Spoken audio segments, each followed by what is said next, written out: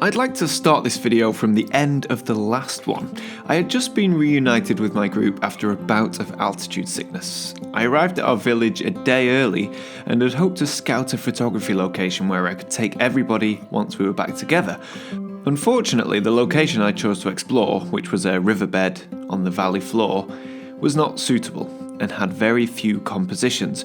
Earlier that day, when I was hiking to the village, I spotted a viewpoint with lots of potential. I didn't film it as I was simply passing by, however I did grab a shot on my phone for reference later on. When everybody arrived, they looked tired and happy to be at the lodge where they could rest and recover from their strenuous hike up to Everest Basecamp. The riverbed, which I previously scouted, was only 2 minutes from the lodge, and more importantly, it was flat. So it was a shame that there were no good compositions. I decided to try my luck and see if I could convince the group to join me on what would be a long hike uphill with a descent back down in the dark. To my surprise, the team agreed to join me for an evening photo shoot. I didn't do any filming other than a little bit of B-roll, as it felt too intrusive and it was important that I spent as much time as possible with everybody, especially since I'd been absent for 4 days. But the photography session was a success, much to my relief. The view over the valley below, which was the same valley I explored earlier, was fantastic. Looking at this photo, you would think that it was a long exposure of several minutes as the clouds appeared to be painted into the sky. In fact, that was actually how they looked on the evening. This photo was taken using the Fuji 18 to 55mm kit lens at 27mm, f9 and a shutter speed of only 6 seconds, as by now the sun had set and we were well into the blue hour. We hiked back down in the dark. I was happy, hungry and full of energy and excitement for the days ahead and the next big challenge, hiking up to the Ama Dablam Base Camp. So hello everybody. Today, for me at least, is a big day. Today we go to Ama Dablam Base Camp. Ama Dablam is one of those mountains that you can pretty much see all the way along the trail. For days and days, weeks now even. It's always been there. An icon, a beautiful peak, iconic in its shape and its form. The most attractive peak in this region of the Himalaya for sure. Photographed it many times on this trip. However, today we're going to the base camp where we should get an unrivaled view. I don't know if it's going to be photographically a good view, but for me this is my Everest. I never made it to Everest Base Camp. So for me, this is my base camp, and I'm very much looking forward to it. It's been hard going so far. I would suggest, whatever altitude. I would say that we're about 4,500 now, because the town that you can see behind me down there is 4,400. We're about 100 meters above the town. So today we are trekking Ama Dablam Base Camp. And we've timed it so we get there for sunset, shoot, hike out in the dark. What an adventure, what a fantastic way to end the trek. Even though this isn't the end, we still have 4 days of trekking after today. But this is really the last big hurrah, and I'm very much looking forward to it.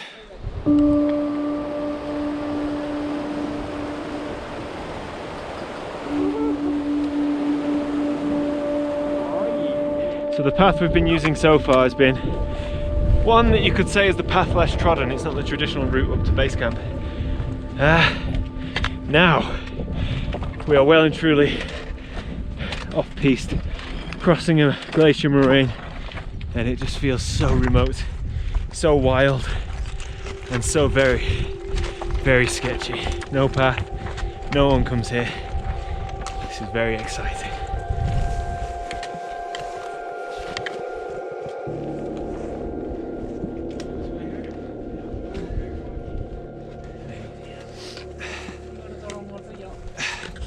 So this trail that we're on isn't even on the map. It looks like it's used by, I don't know, locals, farmers maybe, I'm not sure.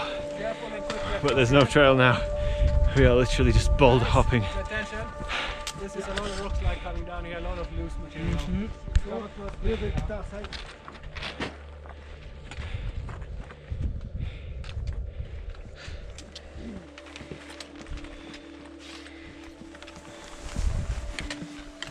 Oi! And we are safely across the glacier. Very, very much enjoyed that. Now we know why it wasn't on the map. Yeah, for sure. Bit of a death trap that was. So for the first time on this trip, the first time this entire trip, we are chasing the light. Our glacier, our boulder field was way up there, and what's happened is the path has taken us up high and we assumed we would stay high. But unfortunately it's forced us back down to almost the same level we started. So now we have sunset in 1 hour 40 minutes. You have to climb that hill there up and around to base camp. It's about 2 kilometers and 350 height meters. That's about 1 hour and 20 minutes of trekking at this altitude. Sunset is in 1 hour and 40 minutes.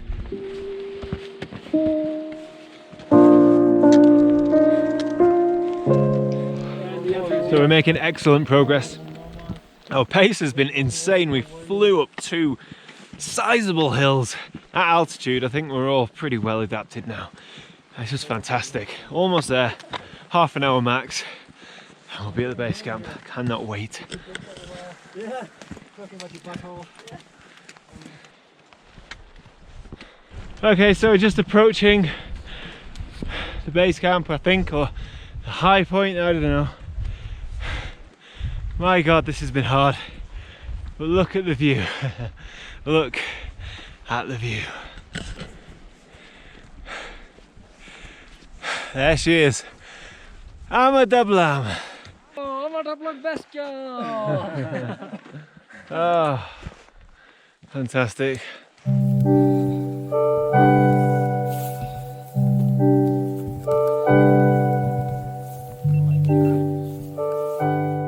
So I just want to give everybody an example of how not to set up your tripod.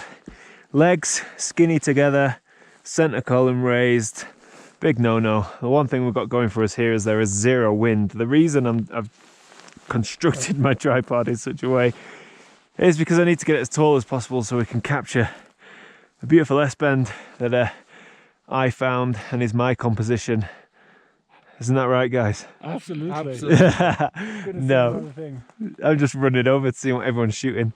Right, so the second shot of the day, clouds just moving into position. So let's grab this. Beautiful, just a soft image. And I don't mean soft as in, you know, no unsharp. Soft wispy clouds, soft light. Light. Just light. It's hitting right now. I know the light's hitting. Oh, it is the light just catching. Light, We've got light. Shoot. 2-second timer. Actually, do you know what? 10-second timer because I'm on full wobble. 10-second timer. Beautiful. What a scene. Well worth the hike. There is light on the peak. I can't believe it. It's the first light we've seen since arriving. And there we go. Fantastic image. And one I'm sure will go in the collection.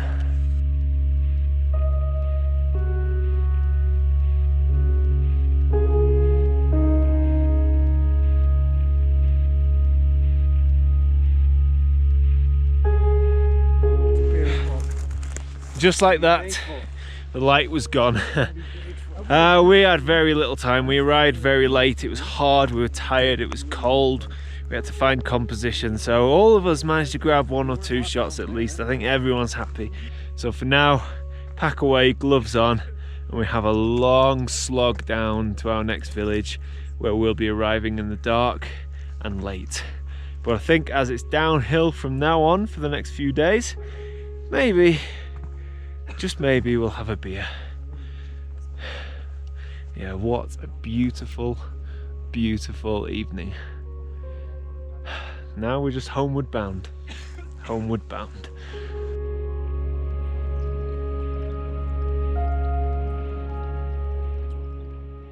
As we hiked back in the fading light, we all reflected on what it meant to be here in the Himalayas, surrounded by such awe-inspiring scenery, and to witness day turn into night was quite special. It was downhill for the next 4 days, and that time seemed to fly by. We had lost the excitement and anticipation of reaching the 8,000 meter giants, and instead it had been replaced with the excitement of home, family, running water, a hot shower, and all of the day-to-day things we take for granted. I can't speak for the others, but this trip has changed me. I now have a better understanding of the direction I want my photography to go in. I have an appreciation for the small things in life, and I have a huge amount of respect for those who live and work in the harsh environments that brought me to my knees. I'm not a very good traveller, and this trip was completely out of my comfort zone, and my biggest fear was that I would react badly to the altitude. Well, that fear became a reality, and you know what?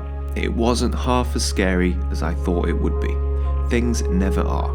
So I encourage anybody who is being held back from doing what they really want to do because of concerns or fear to find the courage and take a leap of faith. And in my experience, you won't regret it.